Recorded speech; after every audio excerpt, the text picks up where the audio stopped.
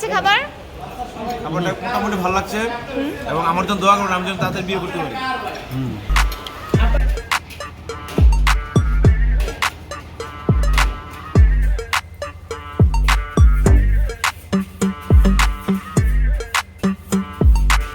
আসসালামু আলাইকুম।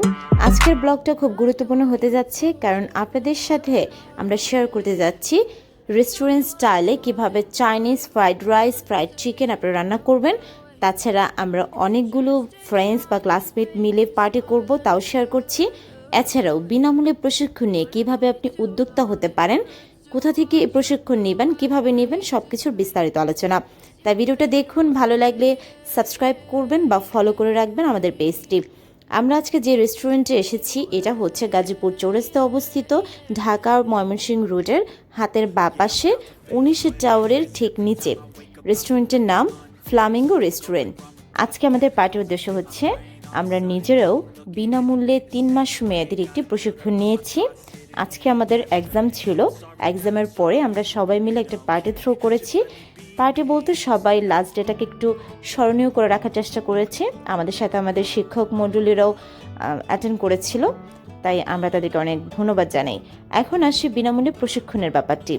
বাংলাদেশ সরকার BGME, BIST এগুলোর আন্ডারে শিপ দ্বারা পরিচালিত কিছু প্রশিক্ষণের ব্যবস্থা করেছে, যার মাধ্যমে শিক্ষিত যারা বেকার আছে তারা প্রশিক্ষণ গ্রহণ করে নিজেরা উদ্যোক্তা হতে পারেন।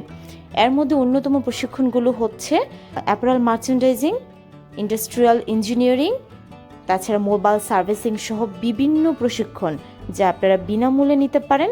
তাছাড়া কিছু সম্মানীয় আপনাদেরকে দেওয়া হবে।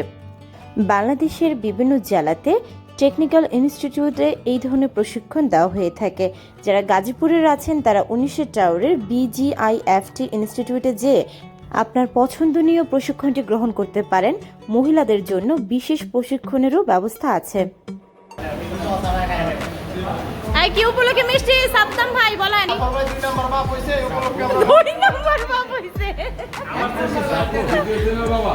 জাফর ভাই কই? জাফর ভাই তো দেখতেছি না, একটু হাত দেখান।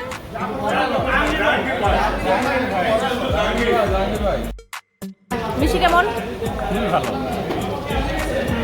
আমাদের আড্ডা তো চলতেই থাকবে। চলুন এই ফাঁকে রেস্টুরেন্ট স্টাইলে ফ্রাইড রাইস কিভাবে তৈরি করা হয় সেটা দেখে নেই।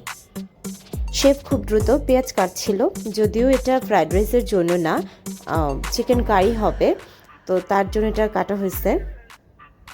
এখানে রিয়ে কতদিন ধরে শেফ? আমি এলাম 13 বছর। অনেক দিন থেকে তো বোঝা যায় না যে 13 বছর। মাশাআল্লাহ। ফ্রাইড রাইস তৈরি করার জন্য এখানে তারা আগে থেকেই চাল সেদ্ধ করে পানি ঝরিয়ে রেখেছিল। তাছাড়া লাগছে এখানে কাঁচামরিচ কুচি, পেঁয়াজ, রসুন, আদা কুচি, গাজর কুচি, বরবটি কুচি। এখানে মশলা লাগছে না বললেই চলে। লবণ, চিনি, টেস্টি সল্ট, সয়াবিন তেল, ফ্যাটানো ডিম, সয়া আর ম্যাগি সস, তাছাড়া ফিশ সস, এই কয়েকটি ইনগ্রিডিয়েন্টস লাগছে।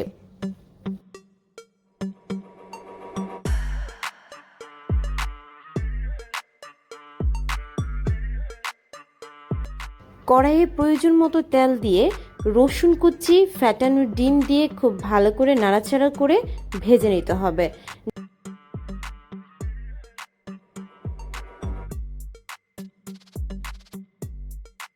ডিম ভালো করে ভাজা হলে কুচি করা বরবটি আর গাজর দিয়ে দিবেন।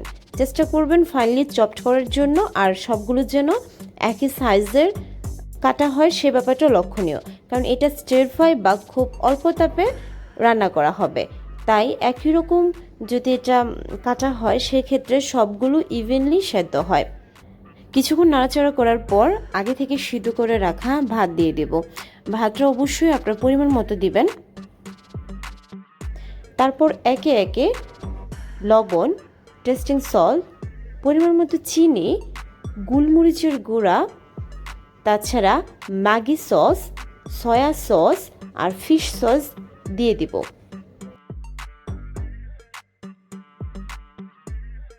আর মাঝে মাঝে এইভাবে সয়াবিন তেল দেওয়ার চেষ্টা করব। এতে করে ফ্রাইড রাইস খুব ঝরঝরে হবে, মানে একটি ভাতের সাথে আরেকটি ভাত সহজে মিশবে না। সব কিছু রেডি থাকার পর মাত্র 5 থেকে 7 মিনিট এটা রান্না করতে হবে। ওভারকুকড হলে কিন্তু চাইনিজ খেতে ভালো লাগে না।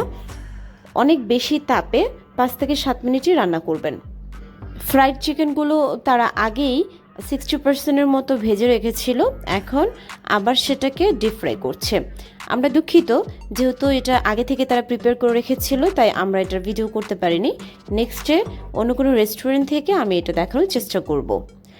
ডিপ ফ্রাই করার পর দেখতেই পাচ্ছেন চিকেন ফ্রাইগুলো একেবারে রেডি। আজকের প্রোগ্রামের জন্য আমরা যে প্লেটারটা অর্ডার করেছিলাম এই প্লেটারে বিফ মাসালা ছিল, চিকেন ফ্রাই আর চিকেন উইংস ছিল, তার সাথে ফ্রাইড রাইস, এছাড়াও 1 বোতল পানি আর একটি 250 গ্রামের কুক ছিল। এই ফুল প্লেটারের প্রাইস ছিল 360 টাকা। স্যাম ভাই, খাবার কেমন ছিল? আলহামদুলিল্লাহ।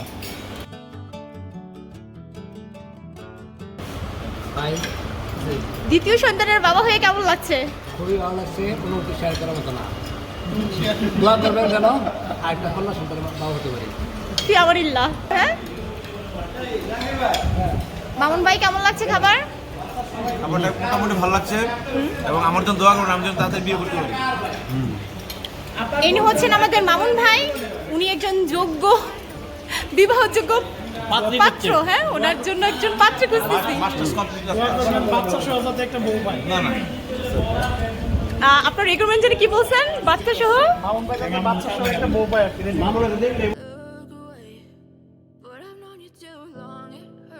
ফ্রেন্ডসদের মধ্যে এরকম দুষ্টামি বা খুনসুটি হয়েই থাকে, আশা করি আপনারা কিছু মনে করবেন না।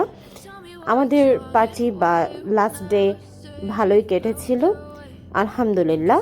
আশা করছি আমাদের এই পথ চলা দীর্ঘদিন হবে বা দীর্ঘ সময় ধরে চলবে। এমনইভাবে আপনারা চাইলে বিনামূল্যে প্রশিক্ষণ নিয়ে নিজেদের নতুন একটা ফ্যামিলি তৈরি করতে পারেন, এরকম অনেক ফ্রেন্ড সার্কেল গড়ে তুলতে পারেন, যার মাধ্যমে ফিউচারে কোনো না কোনোভাবে আপনি সাহায্য পাবেন বলে আমরা আশা করছি। খাওয়া দাওয়ার একেবারে শেষ পর্যায়ে আমাদের শ্রদ্ধেয় স্যার তিনিও কিন্তু সেম কথাটাই বলছিল, যেন আমরা সবাই কানেক্টেড থাকি আর একে অপরের সাহায্য সহযোগিতা করি। স্যারকে অনেক ধন্যবাদ আমাদের প্রোগ্রামে অ্যাটেন্ড করার জন্য। যদিও বিদায়টা কখনো সুখকর নয়, তাও বলতে হয়, যেতে নাহি দিব হয় তবু যেতে দিতে হয়, তবু চলে যায়। আশা করছি আজকের ব্লগটি ভালো লেগেছে, অনেক নতুন তথ্য জানতে পেরেছেন, আর এই তথ্যের মাধ্যমে আপনারা সবাই উদ্যোক্তা হবেন বা নতুন কাজের সন্ধান খুঁজবেন। চাকরি করব না, চাকরি দিব, এই স্লোগানকে সামনে রেখে কাজ করবেন। ভালো লাগলে চ্যানেলটিকে সাবস্ক্রাইব করবেন, ফলো শেয়ার করতে ভুলবেন না। আজকের মতো বিদায় নিচ্ছি, আল্লাহ হাফেজ।